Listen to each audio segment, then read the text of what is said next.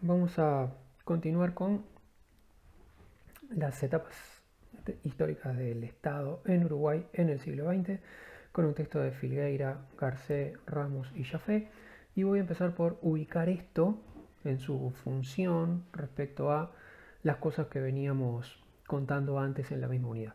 Empezamos esta unidad dedicada a la historia del Estado moderno con el texto de Castro sobre etapas históricas del Estado, donde repasamos distintas fases hasta llegar al Estado social.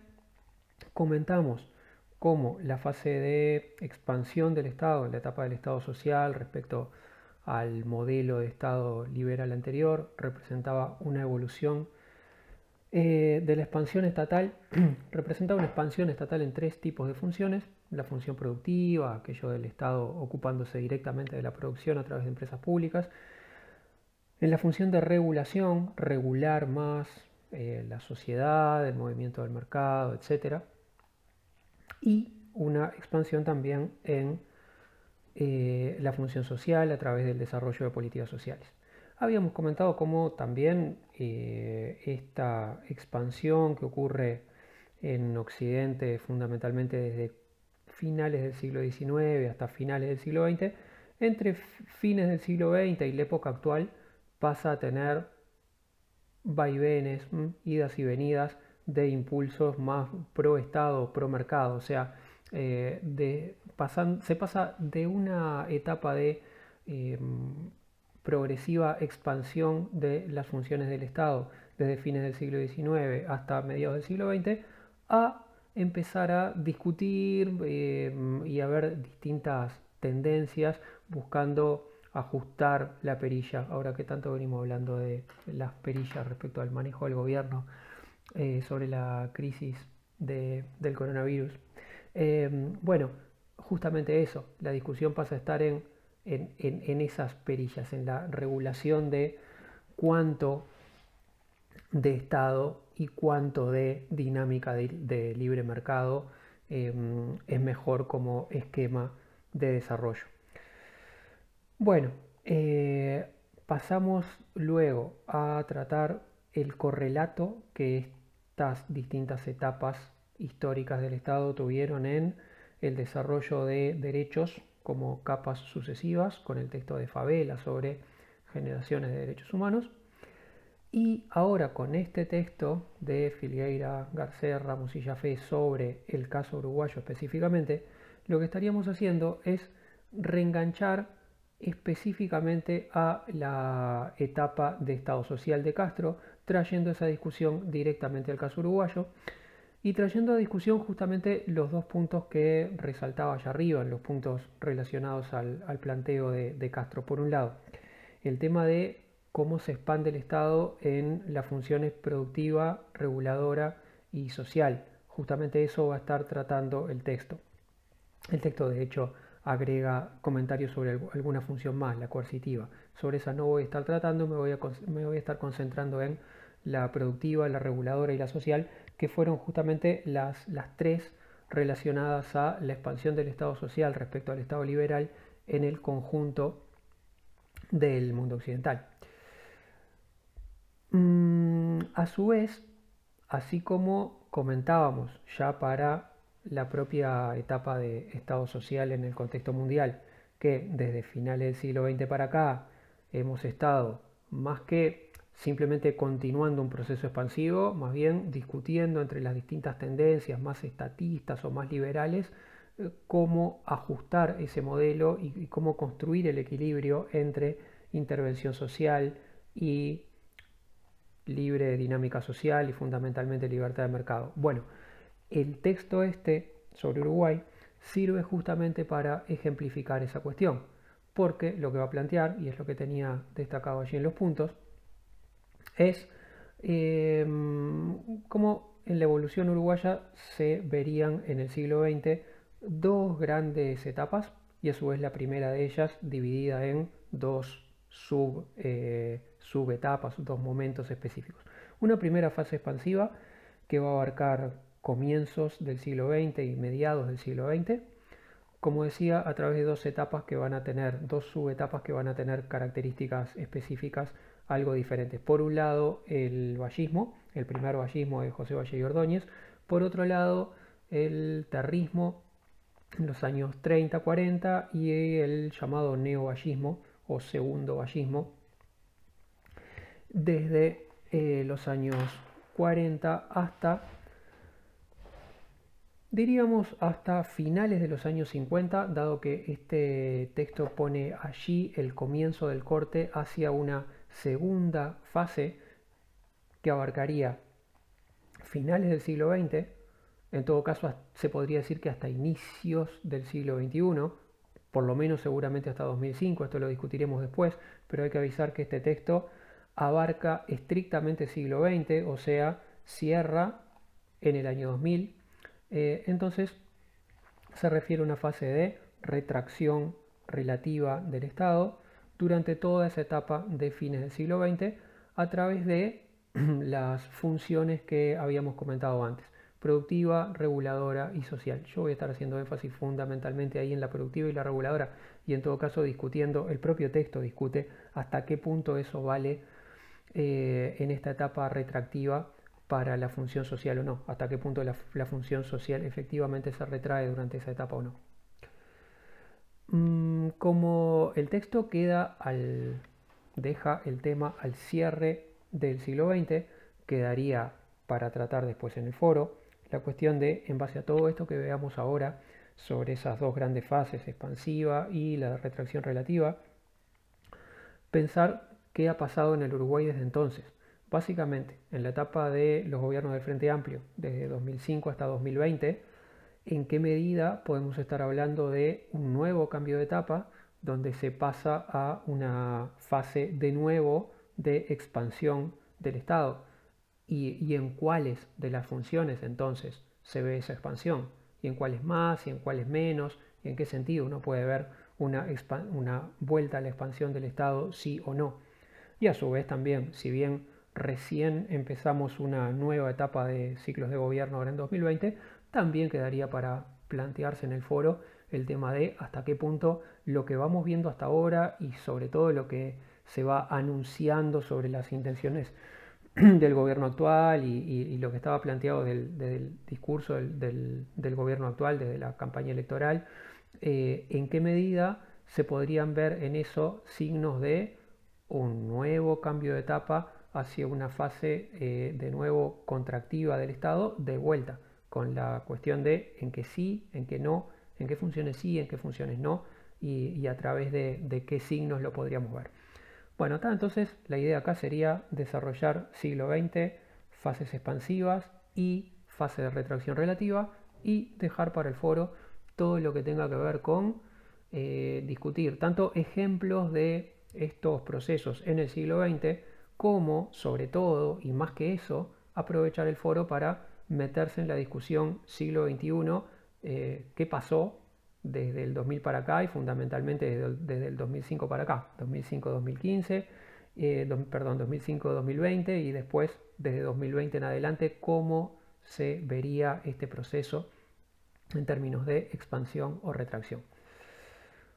Bueno, empezando a describir un poco más las cosas con las que vamos a andar, ya comentaba que el texto se centra en las funciones del Estado, se centra en 4 funciones, las que hemos estado comentando y la coercitiva, y que yo ya comenté que me voy a ceñir a tratar las 3 que estuvimos mencionando con Castro como características de la expansión estatal durante la fase de Estado social, productiva, reguladora y social. Y agrega al texto el tratar lo que llama los caracteres organizacionales del Estado en cada etapa, y esto es la relación entre políticos, administración y técnicos. O sea, el tipo de tema que ya estuvimos viendo cuando hablamos de Estado en la unidad en la unidad en que tratamos el Estado como actor y como organización. Y hablamos de el relacionamiento entre cúpula política dirigencial y el estrato administrativo de funcionarios, y a su vez las diferencias entre funcionarios de carrera, técnicos que se incorporan a la administración. Bueno, todas esas cosas que ya estuvimos viendo cuando hablamos de Estado, a través de las distintas corrientes que trataban esto, administración pública tradicional, nueva gestión pública. Bueno, ese tipo de cosas es lo que está tratado en el texto, en esta línea de caracteres organizacionales, en paralelo al tema del desarrollo de las funciones, que está más estrictamente vinculado, más directamente vinculado a lo que vimos con Castro en esta misma unidad de etapas históricas del Estado. Bueno, en esta diapo y la siguiente, en esta de aquí, donde hablamos de la expansión estatal, y en la siguiente, donde hablamos, en esta otra, donde vamos a hablar de la fase de retracción relativa, lo que vamos a hacer es un paneo general de las características globales que el texto plantea respecto a cada etapa. Después vamos a estar repasando esas características más en detalle. Por eso quería empezar por hacer un titular de lo fundamental y bajar a los detalles después, una vez que dejemos claros los titulares. Bueno, por un lado, que esta fase de expansión estatal a grandes rasgos iría desde 1904 hasta 1958. Los autores sitúan 1904 como punto de partida porque ahí es cuando el Estado termina de consolidarse como Estado en su función coercitiva, en el sentido de llegar a tener efectivamente el monopolio de la violencia en el país, porque en 1904 el gobierno, el Estado derrota la insurrección de Saravia y con eso termina la última de las guerras civiles, termina un largo ciclo de guerras civiles recurrentes y el Estado pasa a afirmarse como realmente el único dominador del territorio. Por eso el texto arranca desde ahí como diciendo, bueno, momento cero de la instalación de un Estado con las características que dijimos que tiene el Estado moderno, de monopolio de la violencia dentro del país, dentro del territorio.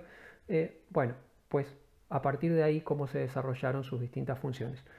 Como decía, voy a estar tratando dentro de las que el texto desarrolla la productiva, regulativa y social.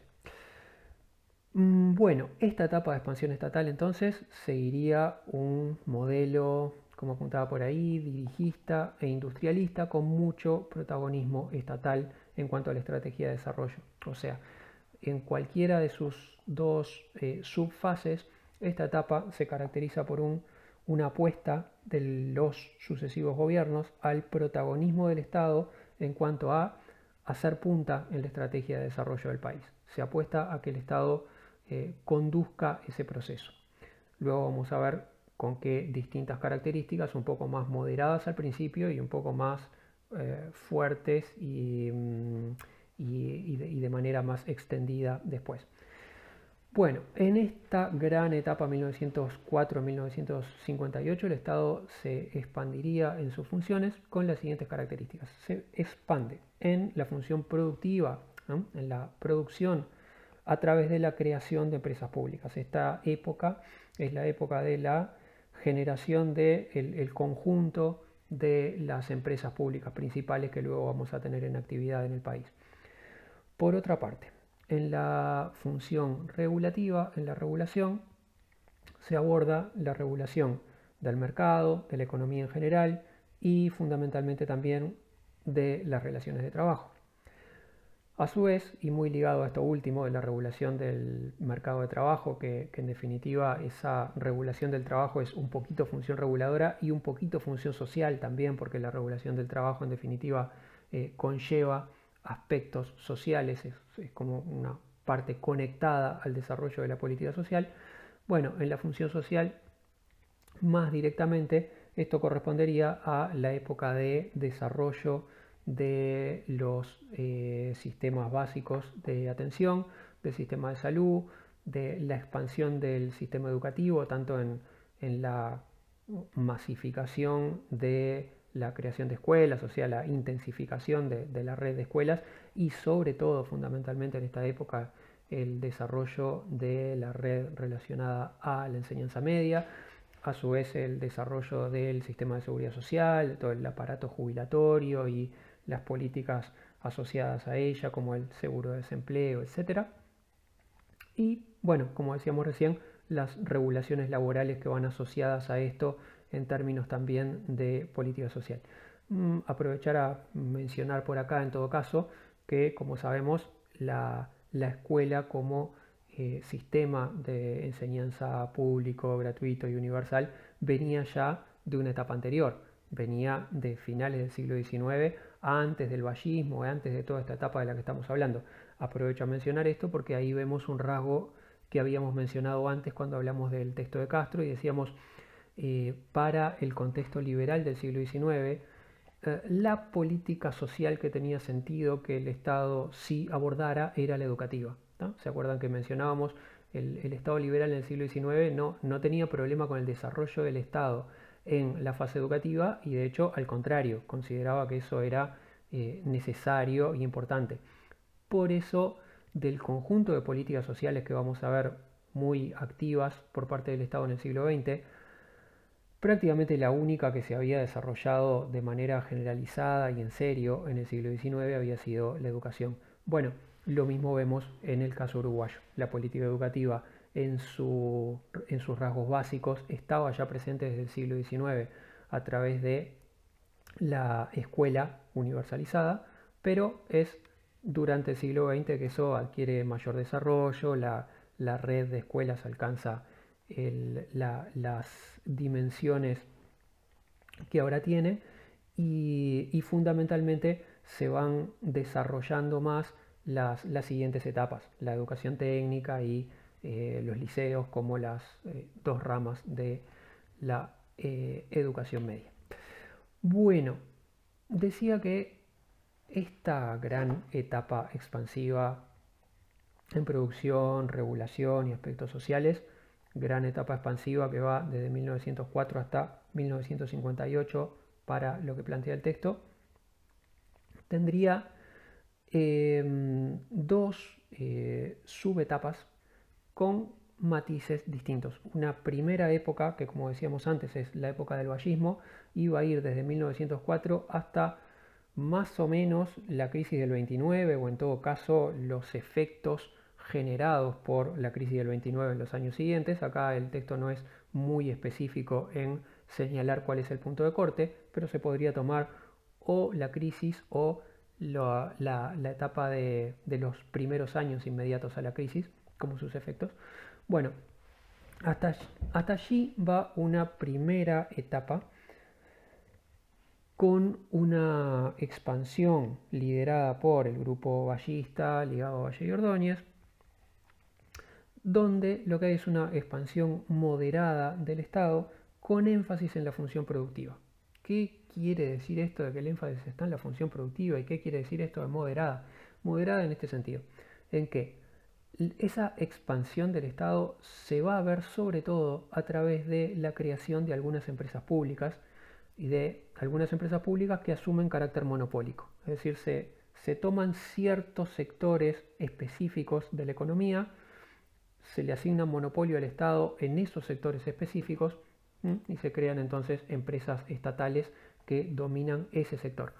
Pero esto se hace respecto a algunos pocos sectores considerados especialmente estratégicos, no respecto al conjunto de la economía y a su vez no se aborda una regulación de la economía en general. ¿tá? No es una etapa en la que el Estado vaya por una regulación muy fuerte de la economía en su conjunto. Es como que más bien el Estado pone piezas suyas en puntos claves que considera puntos neurálgicos, ¿no? Es algo así como una acupuntura de la intervención estatal. Se interviene puntualmente en zonas neurálgicas y no de manera generalizada.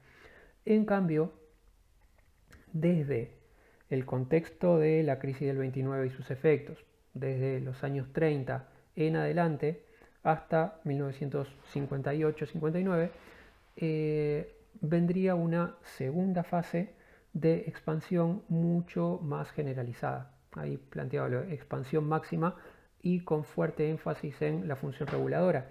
O sea, una expansión del Estado, una intervención de lo económico por parte del Estado de manera mucho más global, acá sí el Estado empieza a meterse en regular prácticamente cada uno de los rubros de la economía. Y entonces tenemos un énfasis, acá sí, un énfasis más fuerte en la función reguladora. Mientras que la etapa anterior había sido más moderada y más concentrada en la función productiva porque se trataba de crear ciertas empresas públicas y nada más, en esta etapa no se trata ya solo de empresas públicas, además el Estado se pone a regular el conjunto de los sectores económicos, incluyendo regular mucho el desempeño económico de los actores privados en el resto de los rubros. ¿Tá? Por eso agarra más desarrollo la función reguladora y a su vez es una expansión más fuerte que en la etapa anterior, en tanto abarca el conjunto de la economía y no solo algunos de sus espacios.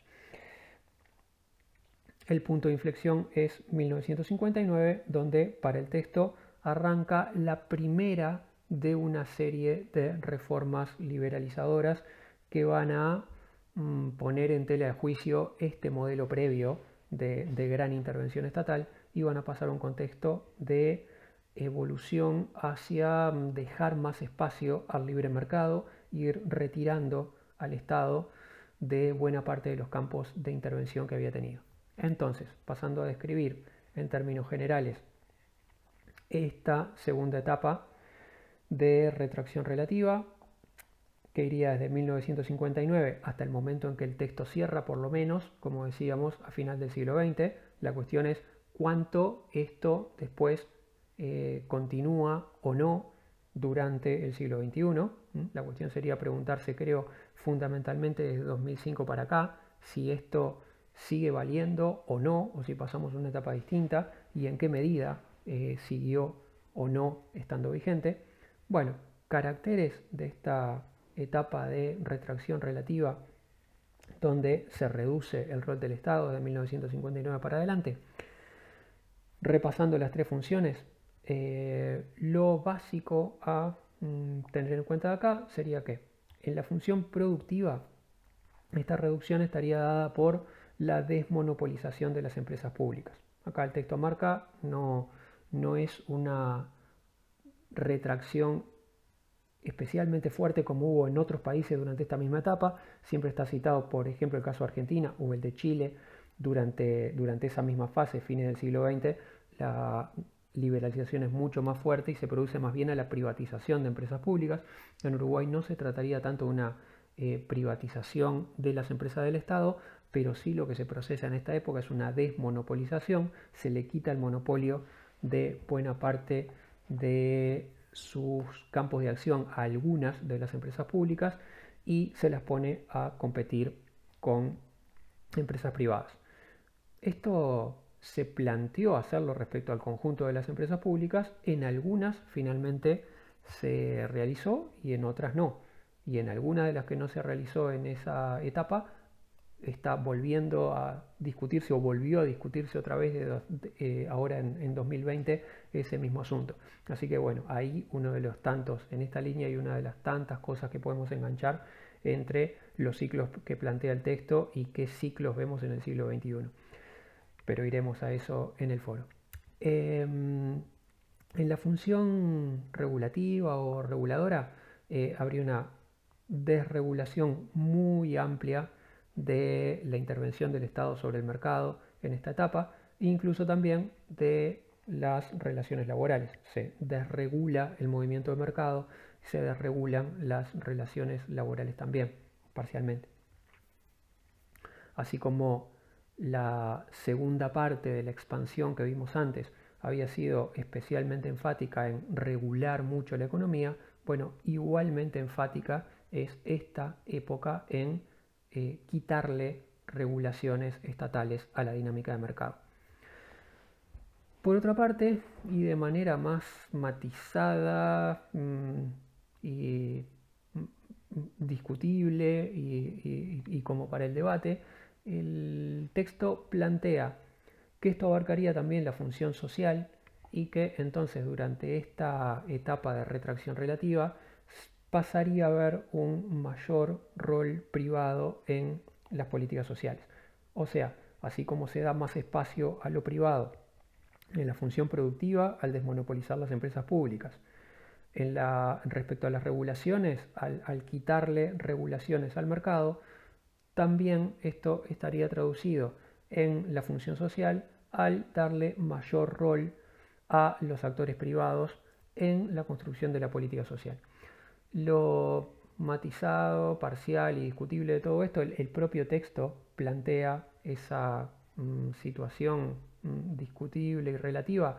El propio texto enfatiza que esto no es general al conjunto de los campos sociales, al conjunto de las políticas sociales, más bien lo que termina señalando es algunos ejemplos notorios de esto, particularmente la reforma jubilatoria de los años 90 que crea las AFAPs y pasamos de tener un sistema de jubilaciones completamente regido por el BPS, completamente público entonces, a tener un sistema jubilatorio mixto, parte público manejado por el BPS y parte privado gestionado a través de las AFAPs.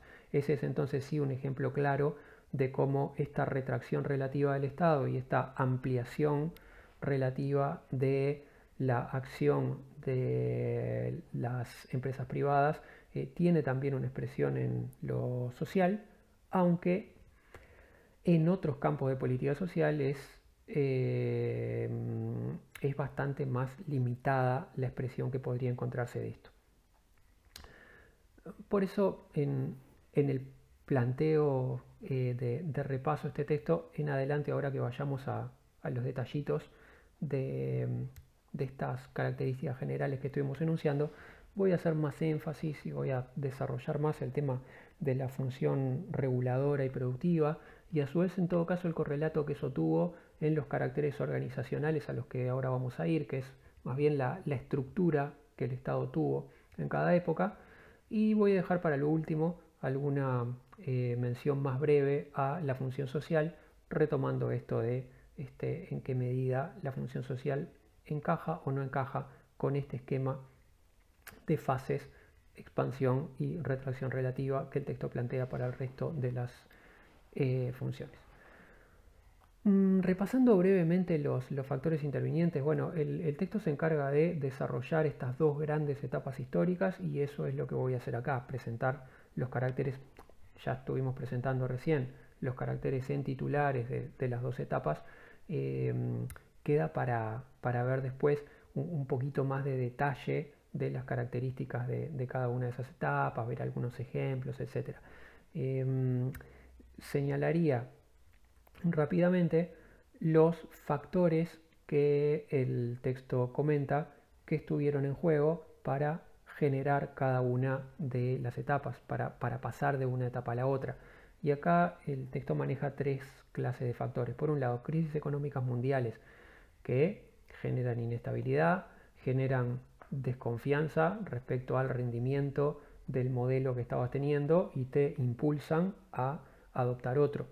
Las crisis económicas mundiales de finales del siglo XIX llevaron a la adopción de un modelo más estatista, a salir del esquema liberal puro y pasar a un modelo más estatista durante comienzos y mediados del siglo XX. A su vez ya habíamos dicho que la crisis del 29 le da un nuevo giro, un nuevo impulso a esa fase estatista. Si tuvimos un estatismo moderado hasta la crisis del 29, después de la crisis del 29 y sus efectos se pasa a una intervención estatal más generalizada, se apuesta mucho más al Estado como controlador del conjunto de las perillas del desarrollo del país y fundamentalmente del desarrollo económico. A su vez, las crisis económicas y el cambio de ritmo del crecimiento, el enlentecimiento de la economía mundial desde los años 70 en adelante, pone en tela de juicio la expansión del Estado previa y empieza a generar clima para ajustes liberalizadores, ajustes de orientación hacia el libre mercado que hacen esa etapa de retracción del Estado, como decíamos, a fines del siglo XX, lo que va a estar tratando el texto para Uruguay. Asociado a esto de las crisis económicas mundiales, el clima ideológico internacional sobre el papel del Estado, o sea, los vaivenes que uno ve acá en Uruguay respecto a cuánta expansión estatal había o cuánto el Estado se retraía en sus funciones, está en relación bastante directa con el clima internacional, con el clima ideológico internacional respecto a eso mismo, a la relación entre Estado y mercado. Ese clima internacional estaría marcado hasta la crisis del 29 por una cierta pervivencia del esquema liberal en el contexto occidental. Fundamentalmente desde la crisis del 29 en adelante, un gran giro a una apuesta estatista más fuerte con el desarrollo de los modelos de economía keynesiana, pensando en términos de que el Estado puede ayudar al mercado a salir de sus crisis, a evitar sus crisis y a superarlas cuando cae en una crisis. Y por eso decíamos que acá en Uruguay, que venía con un Estado desarrollado de manera más moderada en ciertos espacios, con ciertas empresas públicas, la crisis del 29 y sus consecuencias lleva a un empuje mayor hacia una intervención más generalizada del Estado. Bueno, eso tiene como correlato que el clima mundial era que el conjunto de los países estaba orientándose durante esta etapa a una intervención mayor del Estado sobre el mercado.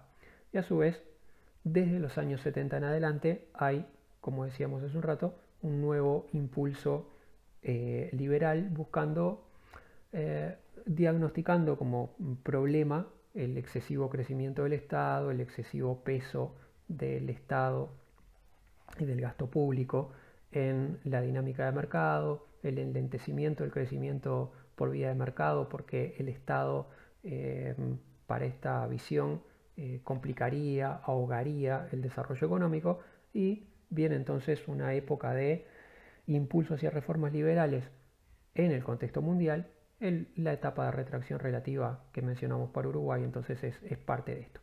Y a su vez el texto destaca el signo ideológico del gobierno como factor más concreto, más micro, que hace a la misma cuestión. Acá lo que el texto dice es, bueno, más allá de los contextos de crisis o no crisis, más allá del clima ideológico mundial, también cuál es el signo ideológico del partido, los partidos de gobierno en cada época, también son un factor importante en adelantar algunos cambios o retrasarlos, y en hacer que esos cambios sean más intensos o más moderados. O sea, el qué tan estatista o qué tan pro mercado es el contexto en Uruguay, un poco va a estar dependiendo del clima ideológico internacional, pero un poco va a depender también de cuál es la particular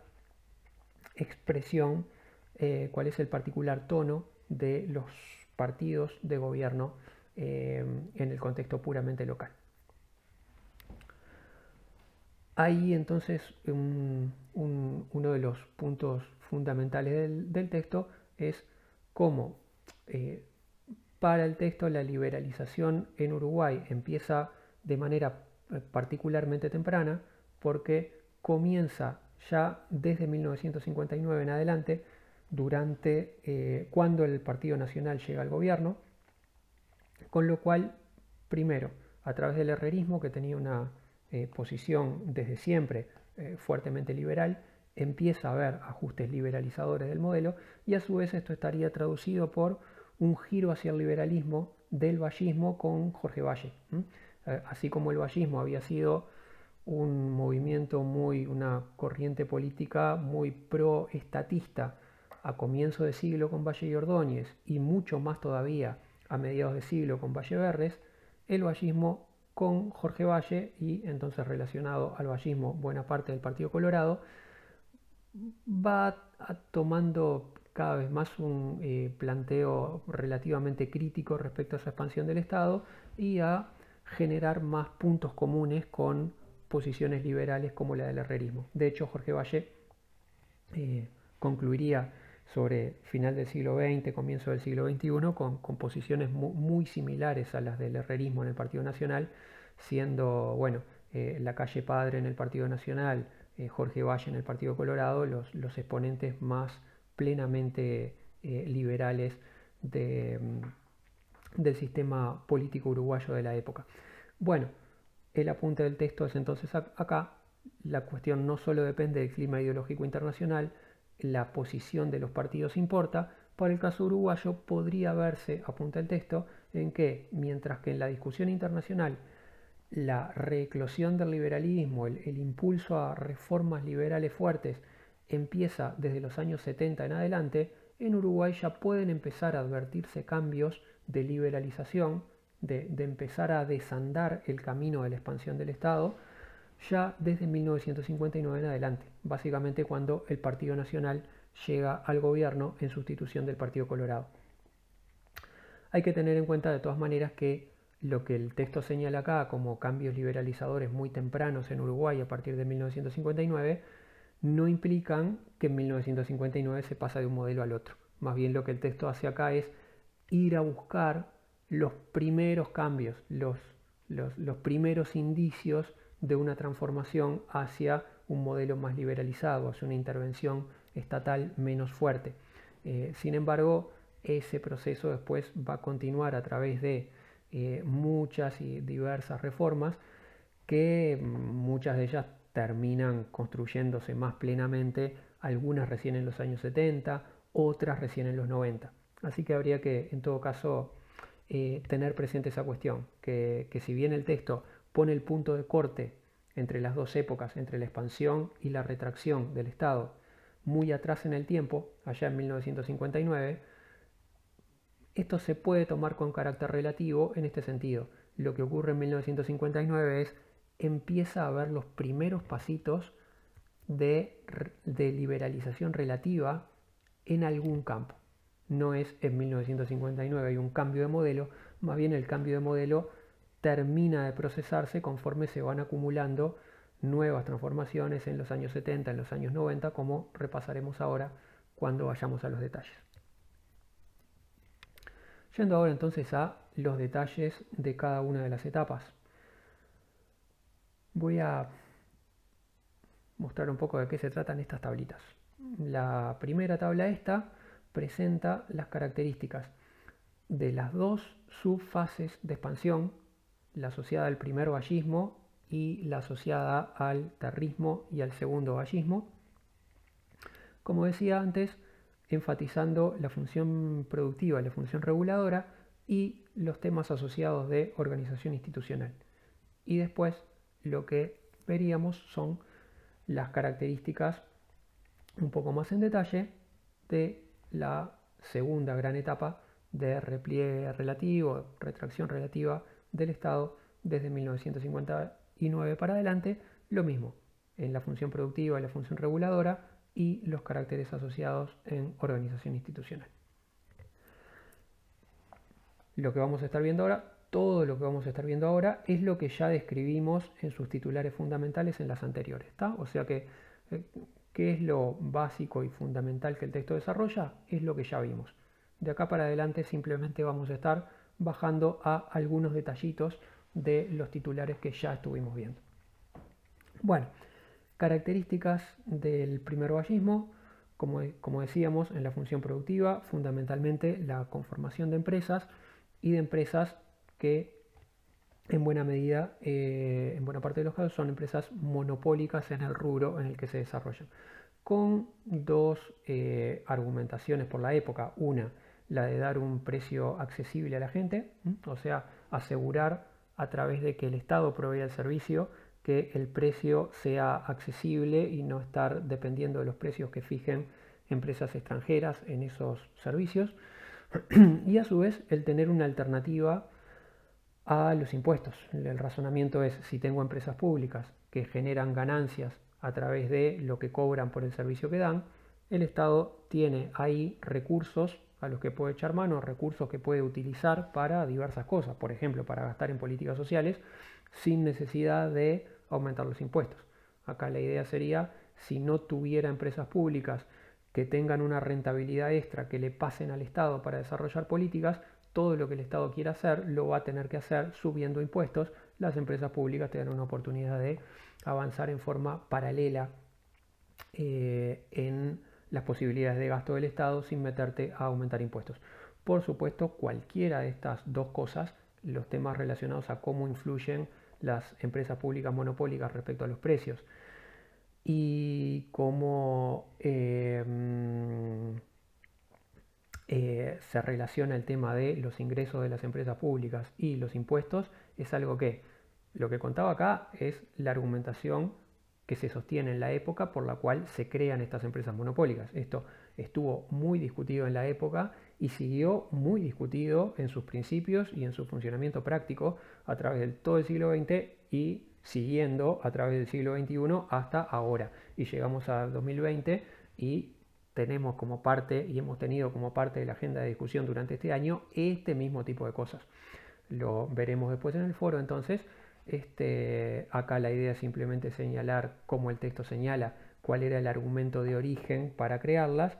La discusión después ha estado siempre abierta y continúa abierta en este sentido. La retomamos en el foro después.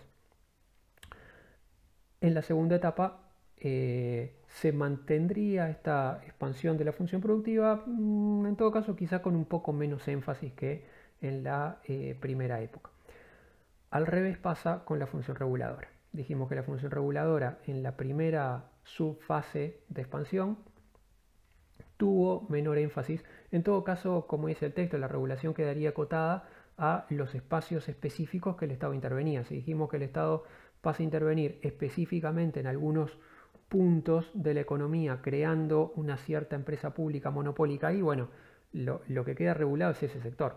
Por ejemplo, prohíbo que los privados desarrollen la tarea tal, el desarrollo en el rubro tal, porque ese rubro se lo voy a dejar solamente al Estado. Los que quedan hiperregulados son los rubros en los cuales el Estado se mete como productor directo. El resto de la economía manejada a través de la empresa privada son cosas en las que el Estado en general no se mete. Bueno, dijimos que eso va a cambiar mucho durante la segunda etapa. Durante la etapa llamada del terrismo por el presidente Terra, que marca el inicio de esta etapa en los años 30, y después durante el segundo vallismo, durante la era de liderazgo de Valle Verres, sobrino de Valle y Ordóñez. Y durante esta etapa, en cualquiera de esas dos fases, la del predominio de Terra y la de la época del neovallismo o segundo vallismo, ahí sí el Estado, como dijimos, adquiere características de fuerte regulación respecto al conjunto de la economía. Ya lo dijimos así en sus titulares. Lo que haría ahora es pasar a detallar 4 facetas en las que esa regulación se desarrolla.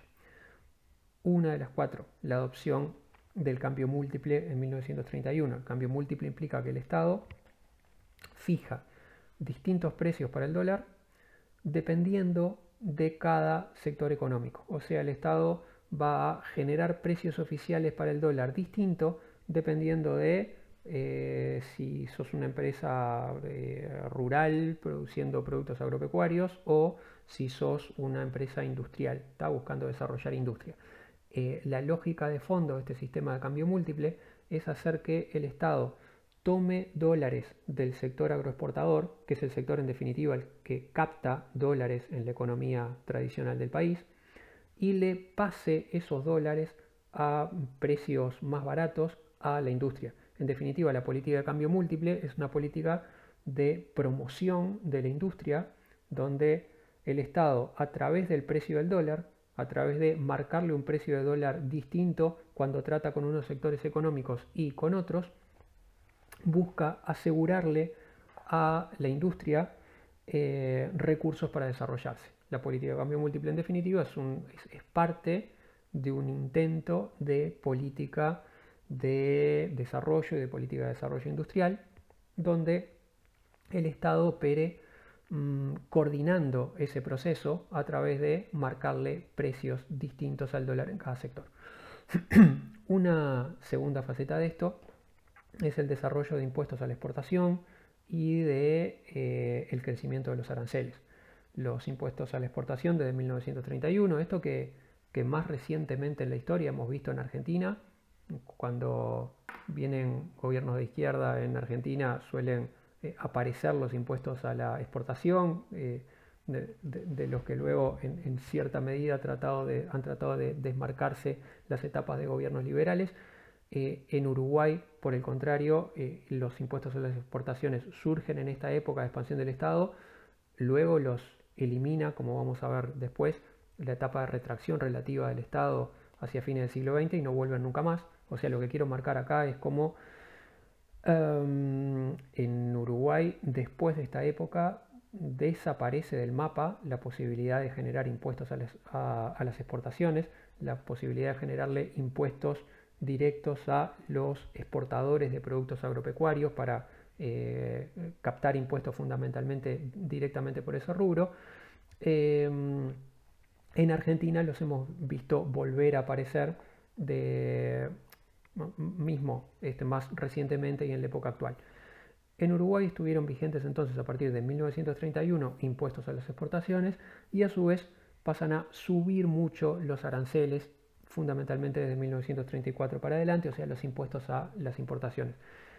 Esto hace a dos cosas. Por un lado, a generarle al Estado nuevos rubros de recursos, ampliar la captación de recursos por parte del Estado, pero a su vez hace también a manejar una economía de forma más aislada del exterior y más regulada y construida para el Estado. Tanto el cambio múltiple como poner impuestos a las exportaciones y aumentar los aranceles implica generarle barreras, generarle muros a la economía local, de manera de que esté menos en relación a los vaivenes que haya en el movimiento comercial externo y generarle un ambiente más de invernadero, un clima particular propio del país, armado y cuidado por el Estado, buscando, como decíamos antes, fundamentalmente como norte principal, el desarrollar industrias locales.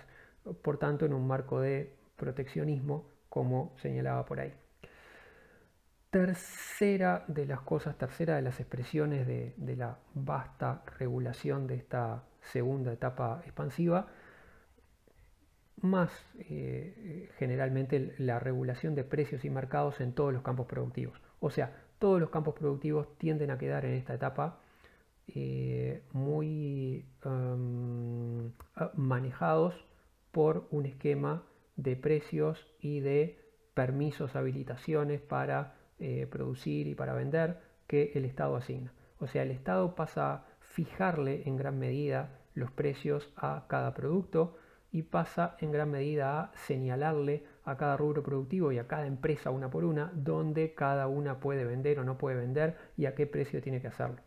Señalaba por ahí que un ejemplo es el caso de Conaprole, creada como empresa que tiene el monopolio del abasto de Montevideo en cuanto a productos lácteos. O sea, Conaprole nació teniendo el monopolio del abasto a Montevideo, o sea, se crea Conaprole como una empresa de carácter mixto, con privados, pero también con participación del Estado, y esa empresa pasaba a ser la única que podía vender productos lácteos en Montevideo. No en el resto del país, pero en Montevideo solamente podía haber productos Conaprole. Bueno, este es uno de los ejemplos más expresivos de cómo esta época pasa a fijar condiciones de producción, habilitaciones a vender y en dónde y a qué precio, con precios regulados para el conjunto de la economía.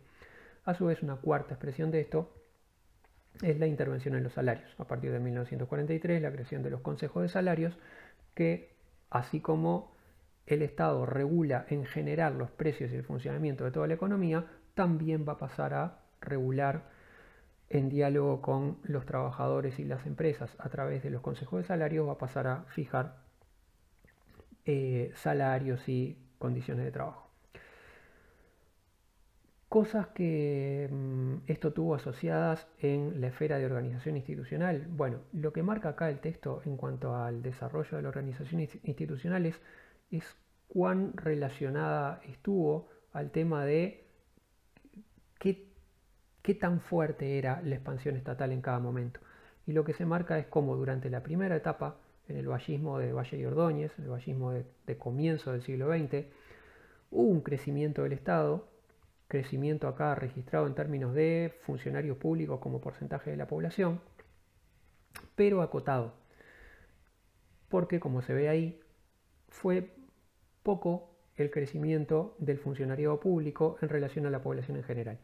Hay que decir que de todas maneras esta fue una época de inmigración todavía importante, por lo tanto la población estaba creciendo a ritmo todavía bastante rápido, por lo cual este crecimiento del funcionariado también indica un crecimiento importante del funcionariado en términos de cantidad de personas, pero si lo vemos relacionado a la proporción de la población en general, no hay un crecimiento muy grande. No hay un crecimiento muy rápido o por lo menos no tan rápido como el que vamos a ver después, porque en prácticamente 40 años se había crecido solo un 1%. Si bien en términos relativos eso podía ser importante porque estabas, como se ve ahí, venías del siglo XIX con un estado muy pequeño, muy mínimo, bueno, puede ser un avance importante en términos relativos pasar del 2 al 3%, pero en definitiva de lo que estabas pasando era de un estado muy pequeñito a otro estado, pero apenas más significativo.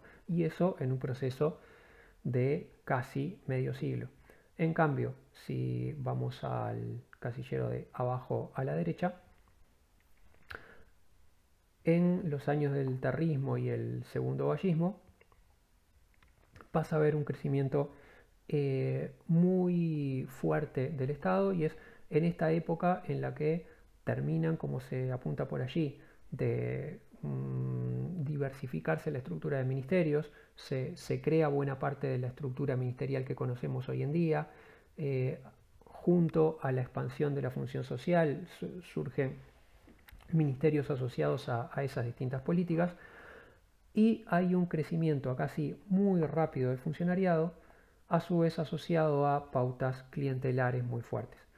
El crecimiento rápido se ve en las cifras de crecimiento porcentual expresadas por ahí, mientras que en casi medio siglo en la subetapa anterior el funcionariado casi no había crecido en relación a la población, durante esta fase, en unos pocos años, como vemos allí, en cerca de 15 años, entre comienzos de la década del 40 y mediados de la década del 50, el funcionariado estatal se más que duplica.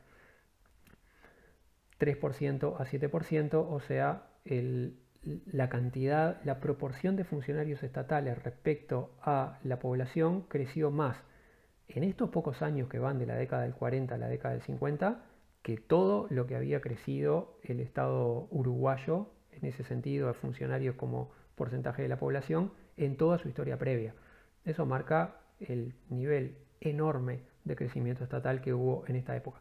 El texto remarca mucho cómo esto se asocia a un crecimiento muy clientelar, a pautas muy clientelares de crecimiento, donde el funcionariado se incorpora muy en base a relación con los partidos políticos y a cada partido político poniendo a su gente en cada esfera del Estado, lo que ya estuvimos tratando en la unidad referida a esos temas. Y el surgimiento entonces durante esta época de una clase político-burocrática, político-partidaria, pero a su vez burocrática, dado que tenés un Estado muy construido y fabricado por los partidos políticos, teñido y manejado por los partidos políticos, una clase político-burocrática que se encarga entonces de hacer el enlace a través de los partidos políticos del Estado con la gente que se va incorporando a ese Estado a través de pautas clientelares. Como el texto remarca mucho cómo este crecimiento fue muy fuerte y muy clientelar durante esta época, quería resaltar también que durante esta época terminan de construirse, como decíamos hace un ratito, allí donde dice diversificación de los ministerios y expansión social, también es durante esta época donde terminas de construir redes de hospitales públicos en todos los departamentos, de policlínicas, terminas de densificar la red de centros de enseñanza media en todo el país. O sea, bueno, no quedarse solo con que este crecimiento es puro clientelismo y nada más. A su vez, el Estado estaba terminando de tomar la dimensión actual en muchos de los servicios públicos fundamentales, sobre todo en lo que tiene que ver con la extensión de esas redes en el territorio, más allá de la capital y más allá de las ciudades principales. Bueno,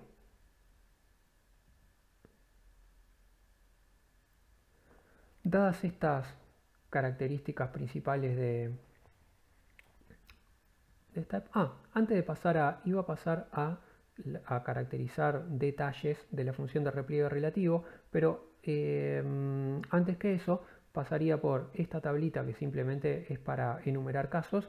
Esta tabla no tiene, obviamente no hay que acordarse para nada de esta tabla, la única función que tiene es ubicar ejemplos respecto a lo que estuvimos comentando antes, y acá aprovechaba a citar en la parte de arriba, en la fase de expansión, casos de lo que estuvimos hablando antes. Cuando hablamos de la función de producción, expresar eso en casos. Bueno, durante esta época se estatiza el Banco República, se crea el Banco de Seguro del Estado, se crea el Banco Hipotecario del Uruguay, la UTE, la Administración Nacional de Puertos, y finalmente todo esto, todos esos casos que vimos recién en el periodo 1911-1916, o sea, durante el empuje de Valle y Ordóñez, se crean todas juntas, toda esa serie de entidades estatales.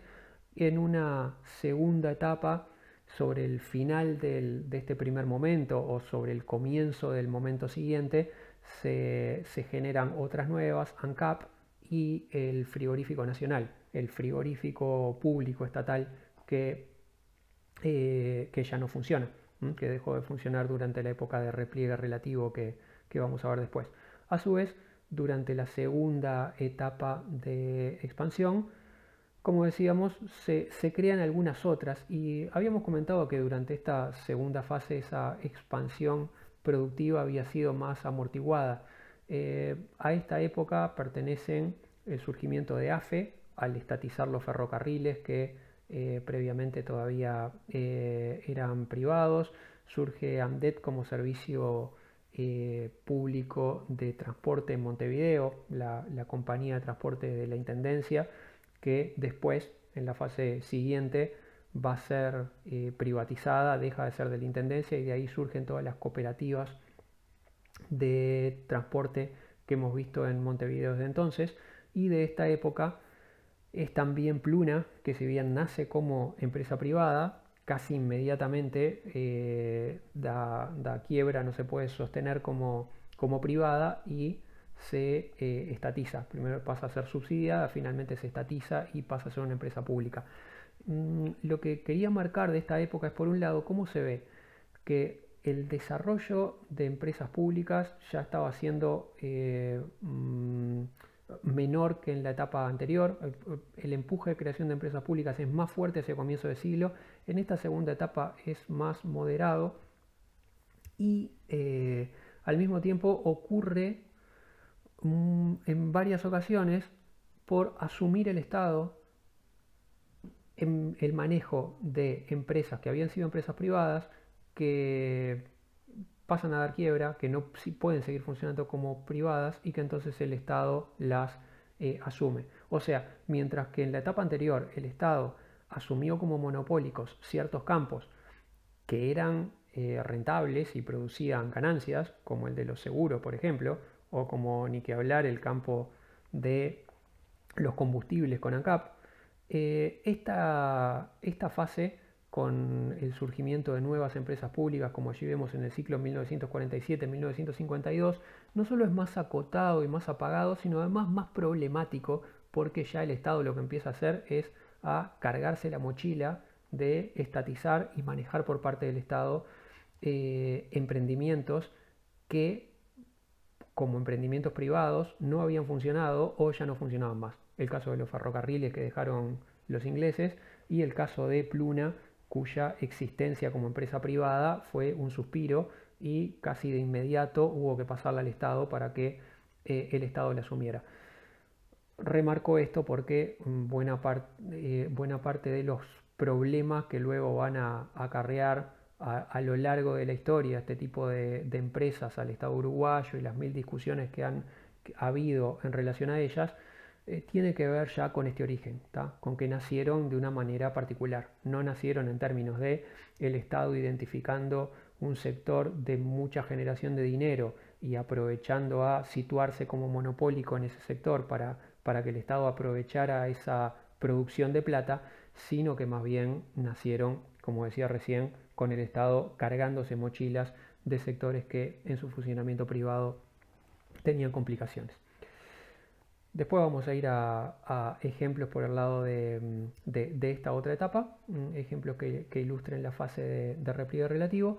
Vamos ahora a la cuestión de cómo bajaríamos a algunas líneas concretas los titulares que estuvimos planteando antes respecto a la fase de repliegue relativo desde 1959 para adelante. De vuelta, como decía hace un rato, como todo esto es ponerle un poquito más de detalle a lo que en titulares ya vimos, las características generales ya las comentamos. Respecto a la fase productiva, decíamos, hace fundamentalmente a la desmonopolización de empresas que habían sido monopólicas, en algunos casos a asociaciones de las empresas públicas con privados. En cambio, no tanto a la privatización de empresas públicas. Ya habíamos comentado, mientras otros países de América Latina en esta época tuvieron procesos de privatización fuerte y muy extendida de muchas empresas públicas, Uruguay no fue tanto por ese camino, sino por desmonopolizar y en todo caso asociar en algunos casos públicos y privados. En cambio, en la función reguladora sí hubo un retroceso general de la función de regulación del Estado y por el contrario un avance en la dinámica de libre mercado. La desregulación se puede seguir en las 4 etapas en las que estuvimos caracterizando antes la función reguladora. Está yendo uno por uno, voy al anterior. Mientras que en la anterior, yendo a la función reguladora, el casillero de abajo, veíamos 4 formas en que se desarrolló la regulación por esa época. Para la fase de repliegue relativo, la idea es que uno puede ver en cada una de esas 4 facetas cómo a fines del siglo XX hay un giro hacia una dinámica de mayor libre mercado en cada una de ellas. Respecto a la política de tipo de cambio, y este punto es el que marca la inflexión entre una época y la otra para el texto. Vieron que el texto sitúa en 1959 el cambio de época. Pone en 1959 el cambio de época porque en ese año el nuevo gobierno del Partido Nacional sale de la política de cambio único, de la política de cambio múltiple, que como decíamos, era una política que buscaba captar dólares del sector agroexportador y pasárselo a precios más baratos al sector industrial. Bueno, Partido Nacional sale de ese esquema de darle dólares más baratos al sector industrial sacados del sector agroexportador y pasa a una política de cambio único. Mismo tipo de cambio para todos los sectores de la economía, o sea, el Estado va a dejar de manejar un precio distinto del dólar para cada rubro económico. Esto implica el Estado va a dejar de estar intentando promocionar un sector económico en base a agarrarle dólares a un precio fijado por el propio Estado al otro sector, concretamente al sector agroexportador. Así que esta política de cambio único lo que tiene como trasfondo es quitarle beneficios al sector industrial y quitarle cargas al sector agroexportador y fundamentalmente al sector ganadero, que era el rubro clave de exportaciones de la época. Quitarle costos, quitarle cargas al sector ganadero y al mismo tiempo, al hacer eso, quitar algunos de los beneficios que había tenido el sector industrial urbano. Segunda de las facetas, mientras que la etapa anterior había creado los impuestos a las exportaciones y había subido mucho los aranceles, durante esta etapa yo destacaba ahí caída de aranceles. En realidad debería decir las dos cosas. Hay una caída fuerte de aranceles y a su vez se eliminan los impuestos a las exportaciones, como habíamos comentado. ¿Tá?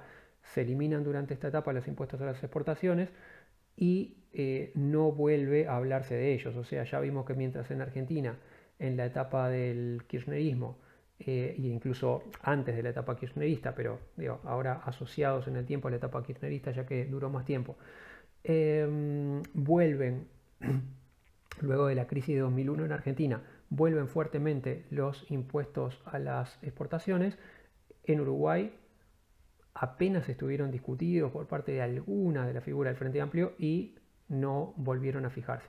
Me estoy metiendo con esto en cosas a las que dije que no iba a ir demasiado, que es a cómo esto aplica o no aplica a la etapa de gobierno del Frente Amplio. Dijimos que dejamos eso para el foro, pero bueno, dejo a la pasada una de las tantas cosas que podríamos estar discutiendo.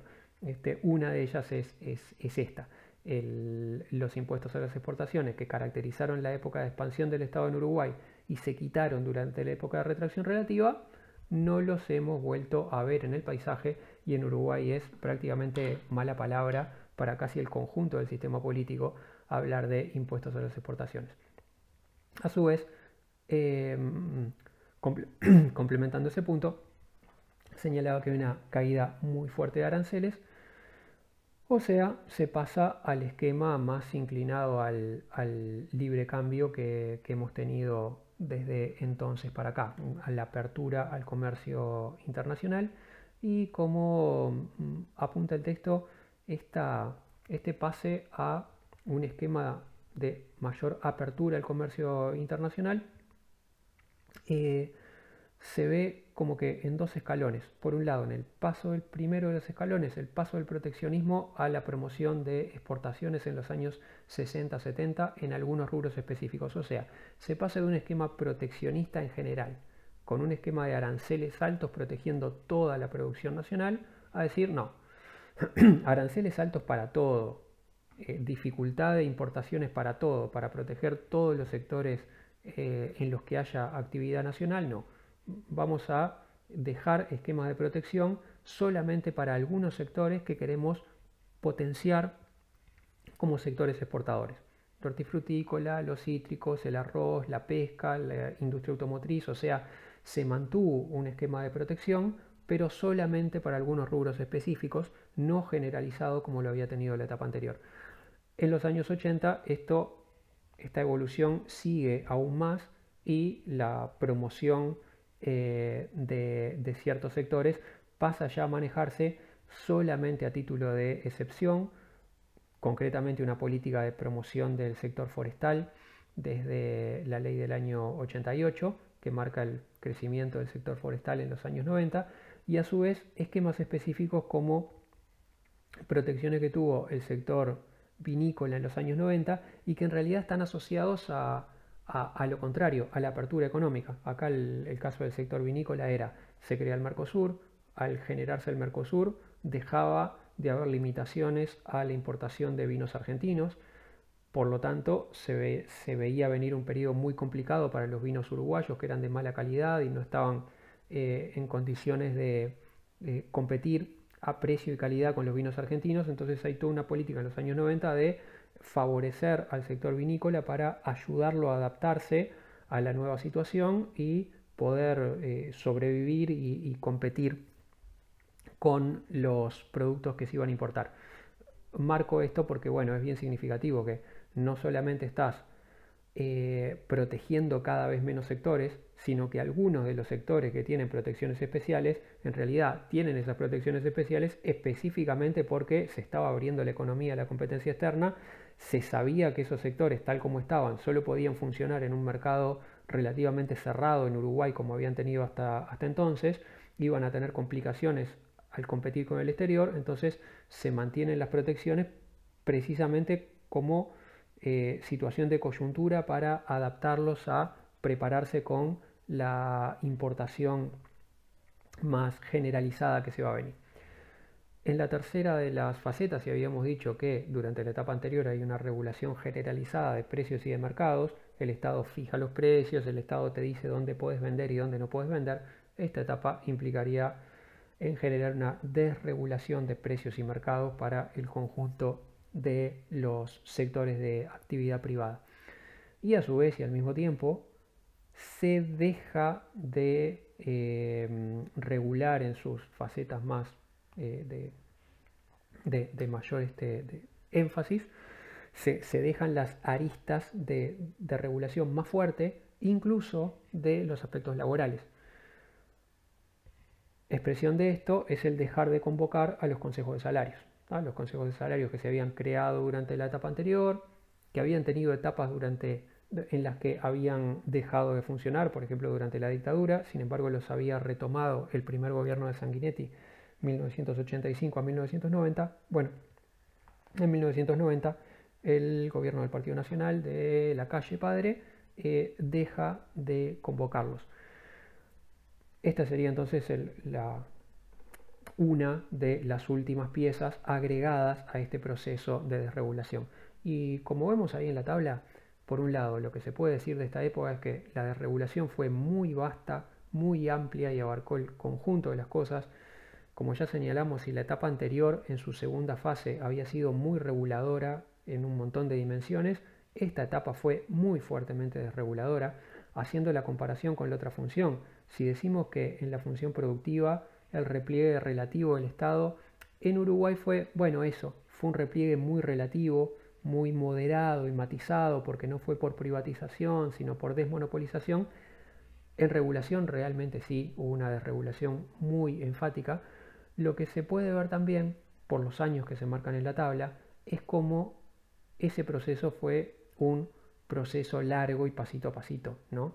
Como la cuestión no es, lo que decía antes, 1959, cambio de época, pasamos de un esquema súper regulado a un esquema recontra desregulado. No, lo que arranca en 1959 son una serie de pasos de progresiva desregulación que van sumando piezas.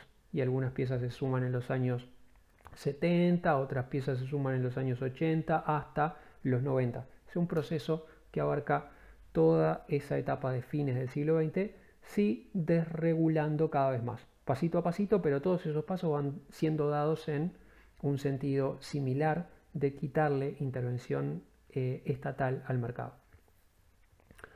En paralelo, caracteres de organización institucional, si habíamos dicho que la época anterior, la época de expansión, había sido una época de crecimiento del Estado, por ejemplo en cantidad de funcionarios respecto a la población, a su vez de crecimiento también en las propias instituciones, crecimiento de los ministerios, crecimiento de los entes públicos en general. Durante esta etapa, y además, como habíamos dicho también, un crecimiento muy clientelar. Para esta época el texto caracteriza esta faceta de organización institucional por dos vías. Por un lado, se va apagando el crecimiento del Estado, se va deteniendo el crecimiento del Estado y sobre el final de la etapa incluso pasa a reducirse en términos concretamente de la cantidad de funcionarios respecto al conjunto de la población. Lo que vemos allí en las cifras. Crece, pero crece poco desde los años 50 hasta el 90 y durante la década del 90 llega incluso a caer un poco la cantidad de funcionarios respecto a población. Ya en esta época se había determinado el cese del ingreso de funcionarios públicos al Estado.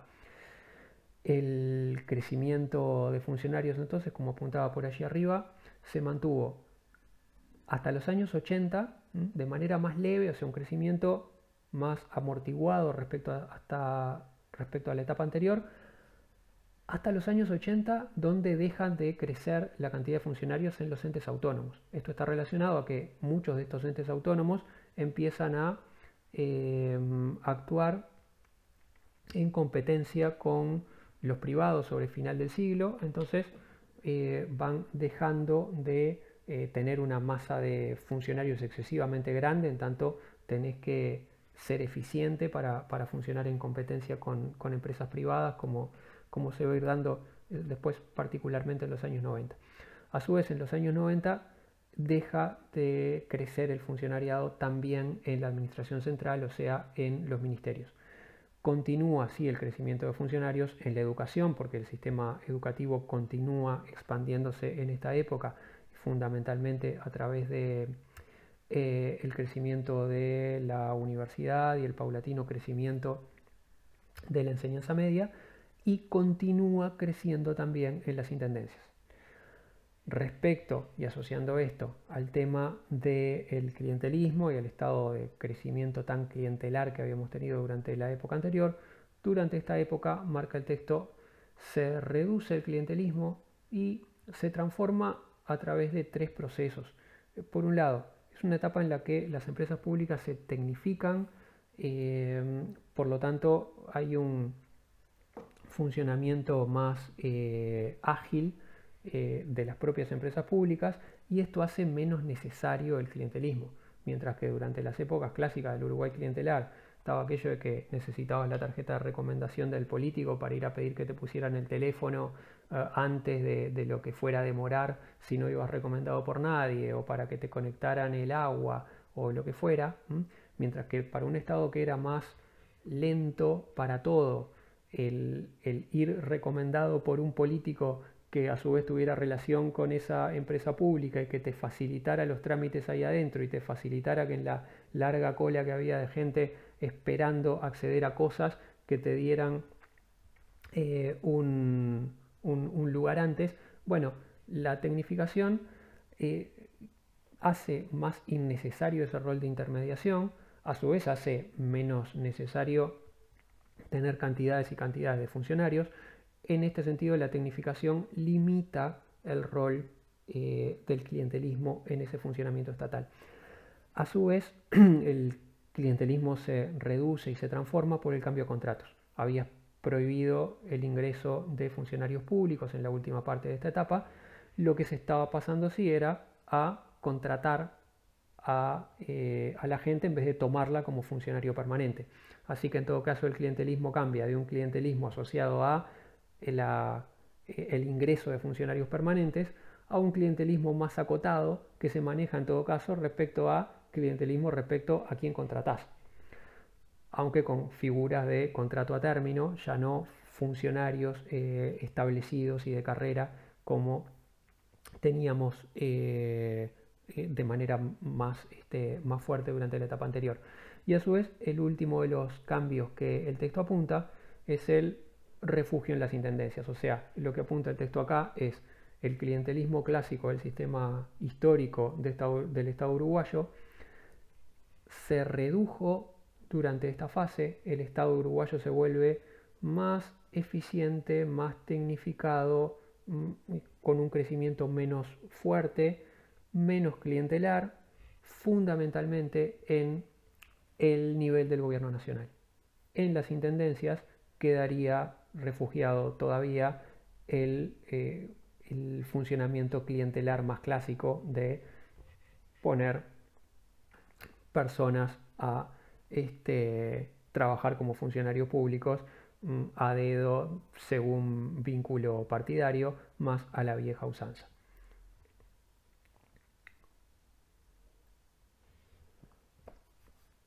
Casos en que esto se expresa, bueno, así como habíamos visto los casos en esta tabla de ejemplitos puntuales para la fase expansiva, para la fase de repliegue relativo, esto se vería en la desmonopolización de la Administración Nacional de Puertos, de la OCE, que se produce durante esta época, y bueno, caso famoso por aquella época de la generación de servicios privados de agua potable en Maldonado.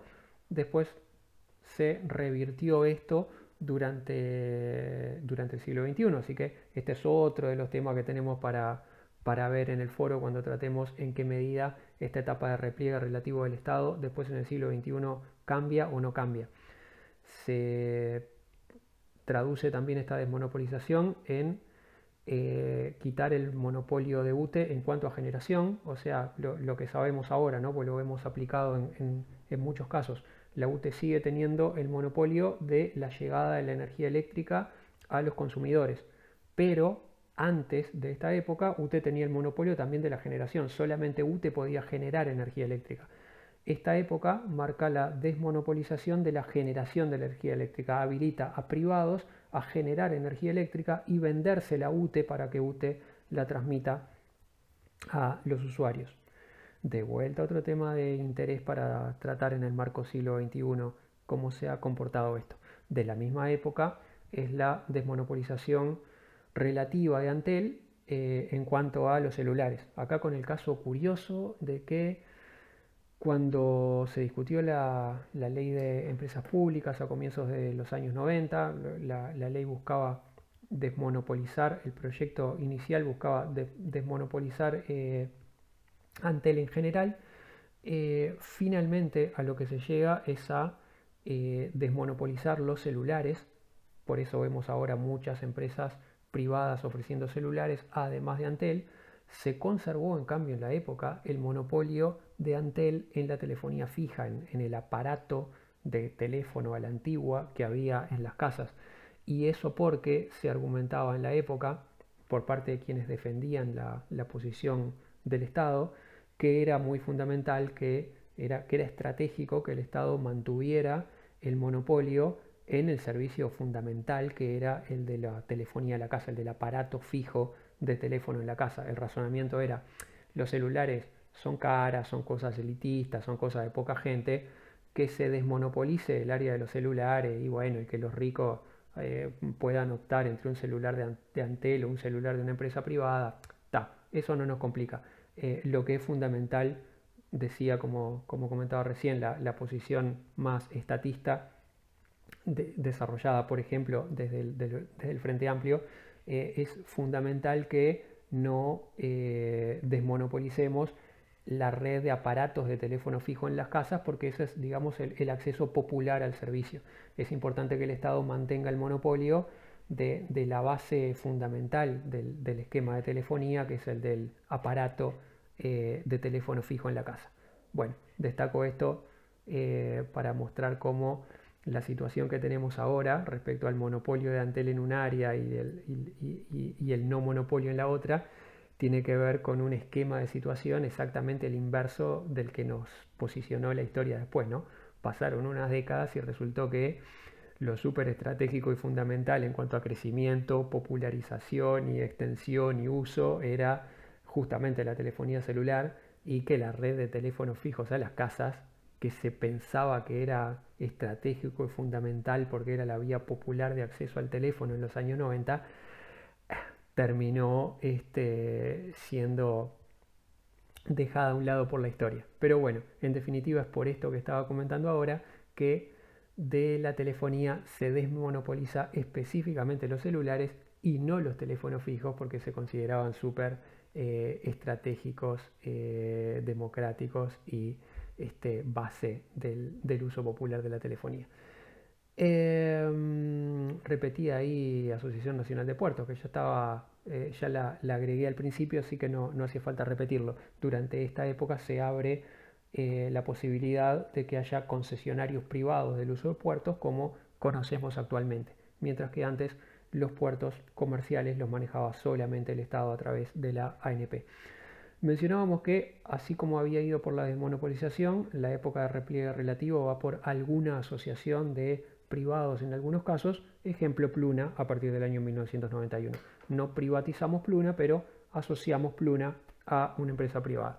Por supuesto que vayamos por salidas matizadas como la asociación a privados no implica que esas salidas sean mucho más exitosas que una privatización directa, como se vio en el caso de Pluna. Asociarlo a privados muchas veces terminó en que el privado te llevaba la plata de la empresa y volvías a quedar en la misma situación con una empresa fundida, teniendo que buscar socios y ya no encontrándolos por ningún lado. Finalmente agregaba por ahí que sí hay algunos cierres en el caso de algunas empresas específicas y de algunas empresas públicas específicas. Por ejemplo, el caso de Andet, donde se pasa a la cooperativa de empresas de transporte en Montevideo, que son sucesoras de lo que fue antes el servicio público estatal. Última referencia para cerrar. lo que ya comentamos respecto a la función social. Había dicho desde el comienzo que me iba a concentrar más en la función productiva y en la función reguladora por dos razones. Porque son las dos en las cuales el texto tiene más desarrollo y porque el esquema de épocas que el texto plantea, en definitiva, se nota que está planteado muy en función de la evolución de esas dos facetas, la productiva y la reguladora. La faceta social, cómo evoluciona en función de este planteo de fases previo, la función social, como dije desde el inicio, es más relativo y más discutible. El planteo en términos sencillos sería, para el texto, durante la época expansiva se genera la expansión en toda la serie de políticas sociales que hemos estado mencionando, desarrollo del sistema de salud, desarrollo de la enseñanza media en el interior, como mencionaba antes, desarrollo del sistema jubilatorio, la regulación laboral a través de, en la época del primer vallismo, la generación de la ley de 8 horas. Durante la segunda fase expansiva, durante la época del terrismo y neovallismo, continúa la expansión de servicios sociales.